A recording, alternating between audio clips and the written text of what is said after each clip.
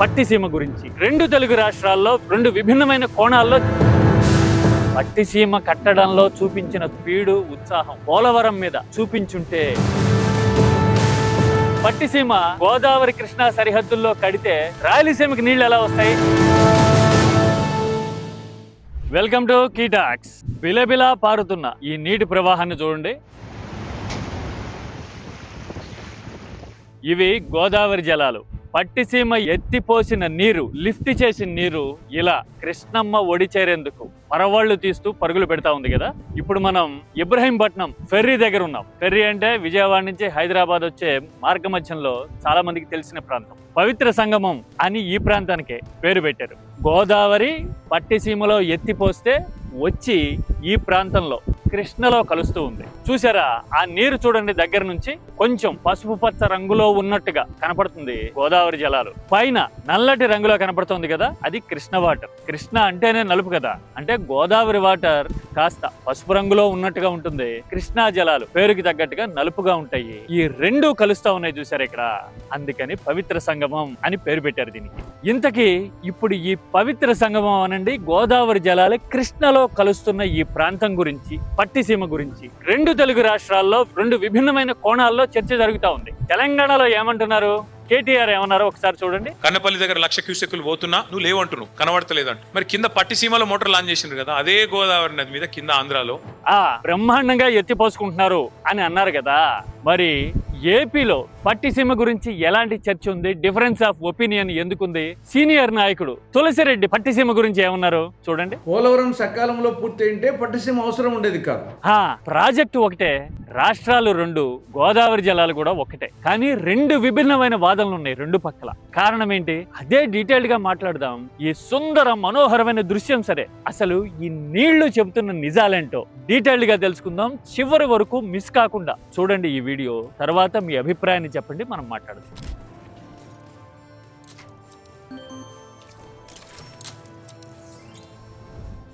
ముందు పట్టిసీమ విషయానికి వద్దాం. అసలు పుట్టు పూర్వోత్తరాలు హిస్టరీని బ్రీఫ్ గా తిరిగేద్దాం. పట్టిసీమని 2015లో ప్రపోజ్ చేసి ఆఘ మేఘాల మీద అప్పటి చంద్రబాబు ప్రభుత్వం ఏడాది కాలంలోనే నిర్మించింది కదా. ముందుగా 1300 కోట్ల బడ్జెట్ అనుకున్నారు, ఆ తర్వాత 1600 కోట్లు, అంతకంటే ఎక్కువకి బడ్జెట్ ఎస్కలేషన్ పెరిగినాయి. ప్రాజెక్ట్ నిర్మాణం ఉరుకులు పరుగుల మీద సంవత్సర కాలంలోనే పూర్తి చేశారు. గుర్తుందా మీకు?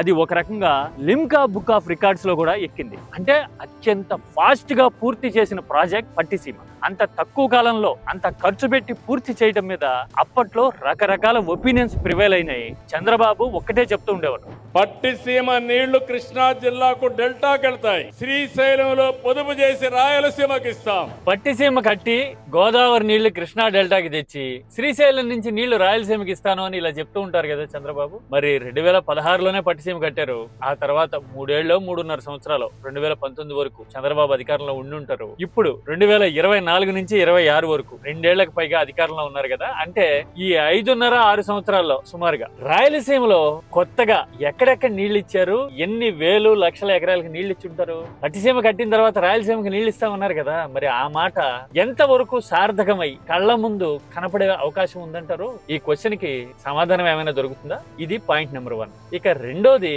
గోదావరి మీద పోలవరం పూర్తయి ఉంటే గనక ఆ ఇంపాక్ట్ ఎలా ఉండేది అనేది. రాజకీయ ప్రత్యర్థులేమో పట్టిసీమ గోదావరి కృష్ణా సరిహద్దుల్లో కడితే రాయలసీమకి నీళ్లు ఎలా వస్తాయి అని అడుగుతూ ఉండేవారు కదా. ఆ విషయాన్ని చంద్రబాబు ఇప్పటికే ప్రస్తావిస్తూ ఉంటారు. మీకు జ్ఞాపకం ఉందా? పట్టిసీమ చాలా మంది ఎగతాళి చేస్తారు నన్ను. చంద్రబాబు ఆర్గ్యుమెంట్ చూశారు కదా. ఇలాగా పట్టిసీమ మీద గత 10 ఏళ్లుగా పొలిటికల్ గా రకరకాల వాదనలు కనపడడం చూసాం, వినపడడం చూసాం. ఇప్పుడు తెలంగాణ రాజకీయాలు కూడా పట్టిసీమ గురించి మాట్లాడుతూ ఉన్నాయి. మొన్న ఈ మధ్యన కీ టాక్స్ లో మనం ప్రత్యేకంగా మాట్లాడుకున్నాం. గోదావరిలో వరద నీళ్లు పారుతా ఉన్నాయి, కాళేశ్వరం ప్రాజెక్ట్ లో భాగమైన లిఫ్ట్ ఉన్న కన్నెపల్లి దగ్గర నీళ్లు ఎత్తిపోయొచ్చు అని తెలంగాణలో బీఆర్ఎస్ ఆర్గ్యూ చేస్తా ఉంటే, అసలు ప్రాజెక్ట్ సేఫ్టీ దృష్ట్యా అలా ఎత్తిపోయడం కరెక్ట్ కాదు అని రేవంత్, మేము గేట్లు మూసి నీళ్లు ఎత్తుతే కింద భద్రాచలం నుంచి ఊర్లే కొట్టుకపోతే ఎన్డీఎస్ఏ నివేదిక ఇచ్చింది ఆర్గ్యూ చేయడం, తిప్పి కొట్టడం చూశాం కదా.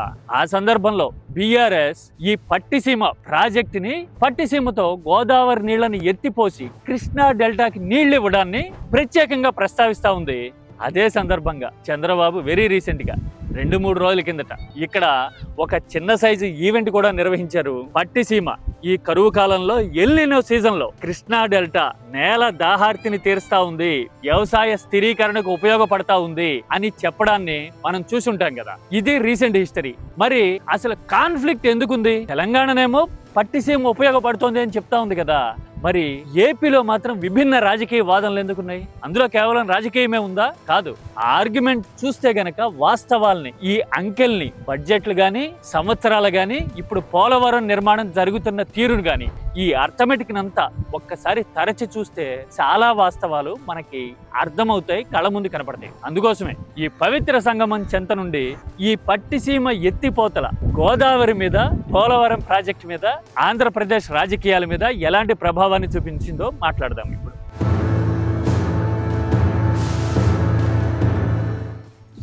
ఈ నీళ్ల చుట్టూ ఎందుకు ఇంత ఆర్గ్యుమెంట్ నడుస్తా ఉంది? బ్రహ్మాండంగా ఎత్తిపోస్తున్నట్టే కనపడతా ఉంది కదా. మరి రాజకీయంగా భిన్నాభిప్రాయాలు ఎందుకున్నాయి అంటే మనం 2015-16 అప్పటి రోజులకి ఒకసారి టైం ట్రావెల్ చేయాల్సి ఉంటుంది. ఆ టైంలో పట్టిసీమ ఎత్తిపోతలను నిర్మించారు కదా.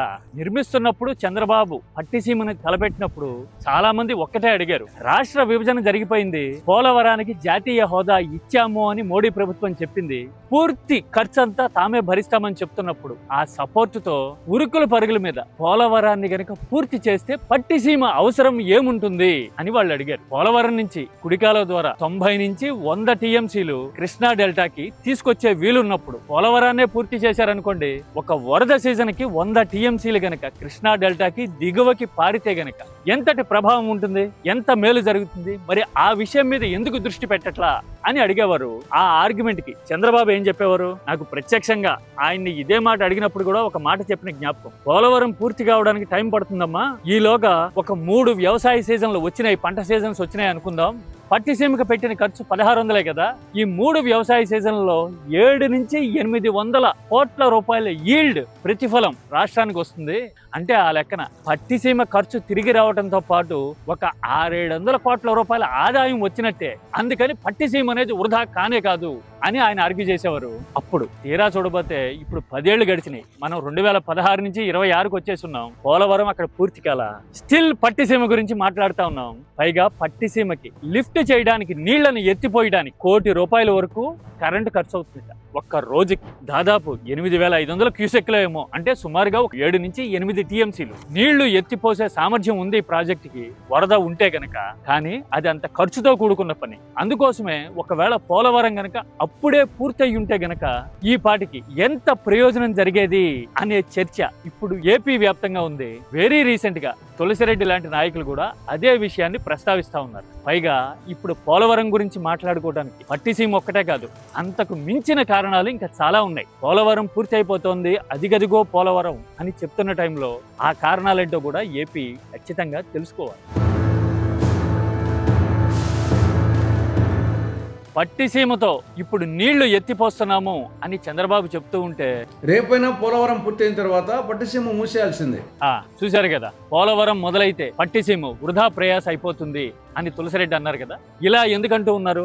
అసలు పోలవరం విషయంలో ఏపీ తెలుసుకోవాల్సిన వాస్తవాలు ఏమున్నాయి? వచ్చే ఏడాది నాటికి పోలవరం పూర్తవుతుంది అని మాట్లాడుతూ ఉన్నారు కదా.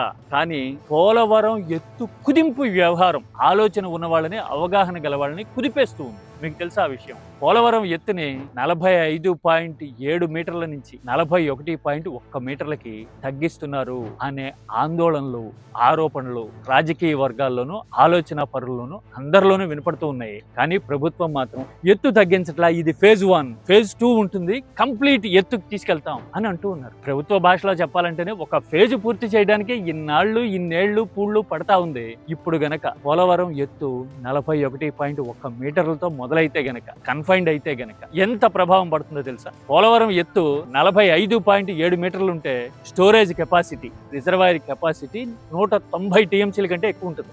అదే గనక ఎత్తు 41.1 మీటర్లతో ఆగిపోతే కనీసం 75 నుంచి 80 టీఎంసీల స్టోరేజ్ కెపాసిటీ తగ్గిపోతుంది. అంటే ఎంత ప్రభావం పడుతుంది అనేది అర్థమవుతోంది కదా. మరి అయినా సరే ఎందుకు ఎత్తు తగ్గిస్తున్నారు అంటే R&R ప్యాకేజ్. రీహాబిలిటేషన్ కోసం పోలవరం ముంపు ప్రాంతంలో బాధితులను ఆదుకోవడం కోసం R&R ప్యాకేజీ, పునరావాస ప్యాకేజీ ఇవ్వాలి కదా. ఆ ఇవ్వాలంటే భారీగా వేల కోట్లు ఖర్చు అవుతుంది. ఆ ముంపు ప్రాంతాన్ని కనుక తగ్గించగలిగితే ఖర్చు తగ్గుతుంది అనే ఉద్దేశంతో ఇప్పుడు ఎత్తు తగ్గించారు అనే ఆందోళన రాజకీయ పక్షాల వైపు నుంచి, ఆలోచన పరుల వైపు నుంచి ఇదిగో ఇలా వస్తా ఉన్నాయి. లీడింగ్ మీడియా సంస్థలైన సెంట్రల్ వాటర్ బాడీస్ లాంటి అథారిటేటివ్ సంస్థలైనా కానీ అదే విషయాన్ని కన్ఫర్మ్ చేస్తున్నట్టుగా కనపడతా ఉన్నాయి కదా ఈ ఇన్ఫర్మేషన్ చూస్తే. ఇలాంటి టైంలో పోలవరం పూర్తి అవడానికి అడుగులు పడుతున్నాయి అని చెప్తూ ఉన్నారు. పూర్తి అయినా గానీ ఇలాంటి జలాల్ని, గోదావరి జలాల్ని పూర్తి స్థాయిలో కృష్ణా డెల్టా వాడుకోగలదా? స్టోరేజ్ కెపాసిటీ తగ్గితే, పోలవరం ఎత్తు తగ్గితే పూర్తి ప్రయోజనాలు అందుతాయా అనే చర్చ, విషయం అర్థమయ్యే వాళ్ళు, సబ్జెక్ట్ ఉన్న వాళ్ళు లోతుగా జరుగుతూ ఉంది. ఇప్పటి వరకు మనం 3 డైమెన్షన్స్ గురించి మాట్లాడాం. పట్టిసీమ దగ్గర ఎత్తిపోయడం గురించి తెలంగాణ ఎందుకు మాట్లాడుతోంది అనేది ఒక పాయింట్. రెండోది, పట్టిసీమ నిర్మాణం మీద ఏపీలో విభిన్నమైన చర్చ ఎందుకుంది, ఆ చర్చ మీద చంద్రబాబు ఏం చెప్పారు అనేది రెండో పాయింట్. మూడోది, త్వరలో పోలవరం పూర్తవుతుంది, పూర్తయితే పట్టిసీమ అవసరం ఏముంటుంది అనే చర్చ జరుగుతూ ఉంటే చంద్రబాబు గతంలోనే ఇలాంటి ఆర్గ్యుమెంట్ ని ఎలా కౌంటర్ చేశారు అనేది చూసాము. అల్టిమేట్ గా ఇప్పుడు మనం మాట్లాడుకుంటున్నది పోలవరం నిర్మాణం ఆలస్యం అవడం వల్ల, ఎత్తు తగ్గుతూ ఉండటం వల్ల ఎలాంటి ప్రభావాలు పడుతున్నాయి రాష్ట్రం మీద అని కదా. ఇదే వరుసలో ఇంకొక ఇంపార్టెంట్ డైమెన్షన్ ని మనం చర్చించి తీరాలి. అదేంటో తెలుసా? పట్టిసీమని పూర్తి చేయడానికి Limca book of records speed తో మనం పనులు చేశాం కదా. అలాంటి స్పీడ్ నే గనక పోలవరం విషయంలో కూడా చూపించి 2015-16లో కాకపోయినా 19 నాటికైనా పూర్తి చేయగలిగి ఉంటే గనక అసలు ఏపీ చరిత్రే వేరుగా ఉండేది కదా. ఇప్పటికి 10 ఏళ్ళు అయి ఉండేది. పోలవరం ఇంపాక్ట్ ఎలా ఉంటుందో తెలుసా? ఓన్లీ వ్యవసాయానికి సంబంధించినంత వరకు చూసినా గానీ వేల గ్రామాలకి తాగునీరే కాదు, లక్షల ఎకరాలకి సాగునీరు అందిస్తా ఉంటుంది ఈ ప్రాజెక్టు. పైగా ప్రాజెక్టు స్టార్ట్ అయిన మొదటి ఏడాది నుంచి వ్యవసాయ ఉత్పత్తి కంసే కం తక్కువలో తక్కువ 10,000 కోట్లు పెరుగుతుంది పర్ సీజన్ అని లెక్కలు చెప్తా ఉన్నాయి. అంటే ఈ లెక్కన ఒక సీజనే లెక్క అయింది. 10,000 కోట్లు అంటే 1,00,000 కోట్ల రూపాయల వ్యవసాయ ప్రొడక్టివిటీని ఈ పాటికి డిరైవ్ చేసి ఉండేవాళ్ళం కదా. 16లోనో 17లోనో పూర్తి అయి ఉంటే గనక ఈ పాటికి. అది ఒక ఎలిమెంట్. ఆ తర్వాత అతి భారీ హైడల్ ప్రాజెక్ట్ కూడా కదా. ఎలక్ట్రిసిటీ పరంగా చూస్తే 950 మెగావాట్లు, అంతకంటే ఎక్కువ కెపాసిటీ ఉంది. ఆ రకంగా కూడా అద్భుతమైన ఇంపాక్ట్ వచ్చిండేది. అన్నిటికీ మించి నదుల అనుసంధానాన్ని అడ్వకేట్ చేస్తుంటాను అని చంద్రబాబు చెప్తుంటారు కదా. Country has to link reverse, Ganga Kaveri has to be linked. ఇలాగా గంగా కావేరి అనుసంధానం కూడా జరగాలి అని చెప్తూ ఉంటారు కదా. ఆ కోవలో పోలవరం పూర్తి అయి ఉంటే గనక కృష్ణా గోదావరి జలాల అనుసంధానం అనేది పూర్తి అయి ఉండేది. గోదావరిని కావేరితో అనుసంధానించేందుకు ఈ 10 ఏళ్లలో అడుగులు పడుండేవేమో. అంతే కదా. 10 ఏళ్లలో ఎన్ని మార్పులు వచ్చిండేవి ప్రోగ్రెసివ్ గాని ఊహిస్తే ఉండే చెరువు అవుతుంది. ఎందుకంటే అలాంటి మార్పుల్ని సాధించే అవకాశాన్ని పోగొట్టుకుంది ఆంధ్రప్రదేశ్ పోలవరం ఆలస్యం అవడం వల్ల. ఎందుకు ఆలస్యమైంది? ఎవరి రాజకీయ వ్యూహాల వల్ల ఆలస్యమైంది అంటే ఇప్పుడు కళ్ళ ముందుకి రాజమండ్రిలో మోడీ చేసిన ప్రకటన గుర్తొస్తుంది. ఏ యూటర్న్ బాబు కే లియే పోలవరం ప్రాజెక్ట్ ఏటీఎం హై, ఏటీఎం.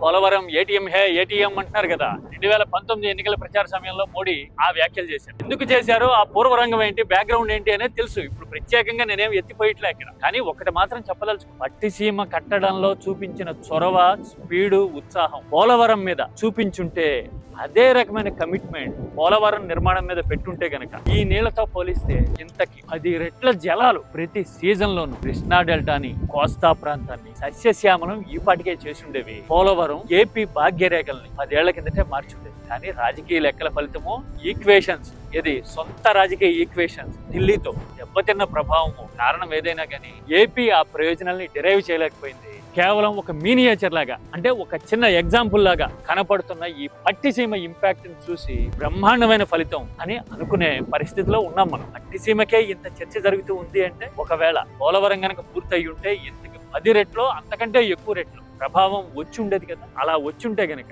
ఈ 10 ఏళ్లలో ఏపీ రూపురేఖలు గాని, వ్యవసాయం గాని, ప్రొడక్టివిటీ గాని, ఆదాయం గాని, విద్యుత్ రంగం గాని, వేల గ్రామాల తాగునీటి సమస్య గాని తీరిపోయి ఉంటే గనక జనం బతుకులు, ప్రోగ్రెస్ ఇంకెలా ఉండేవి? ఈ పట్టిసీమ పరవళ్ళు ఇదిగో కృష్ణలో కలిసిన ఈ గోదావరి నీళ్లు మనకి చల్లటి సందేశంతో పాటు రాజకీయ సవాళ్ళని కూడా మన కళ్ళ ముందు చూపిస్తా ఉన్నాయి. ఈ తడి, గుండె తడి ఉన్న ప్రతి ఒక్కళ్ళకి ఇప్పుడు నేను మాట్లాడిన సబ్జెక్ట్ కళ్ళ ముందుకు తెస్తాం. అవునా కదా? మీరైతే ఏమంటారు? పట్టిసీమ జలాలు వచ్చినాయి, కరువు కాలంలో సంతోషమే అని అనుకుంటే కొంతవరకే తెలిసినట్టు, టిప్ ఆఫ్ ద ఐస్బర్గ్ మాత్రమే తెలిసినట్టు. అదే పట్టిసీమ పూర్తి చేయడం కోసం చూపించిన స్ఫూర్తి పోలవరం విషయంలో చూపించుంటే గనక ఏపీ ఇంకెలా ఉండుండేది, ఏపీ చరిత్ర ఇంకెలా మారుండేది. అవునా కదా? కామెంట్ సబ్జెక్ట్ ఓరియంటెడ్ గా చేయండి. నీళ్లు నిజాలు ఎప్పుడైనా సరే, ఇవాళ కాకపోతే రేపైనా సరే కన్నీళ్లు తుడిచేలాగా ఉండాలి అనే విషయాన్ని మర్చిపోవద్దు. This is key talks special.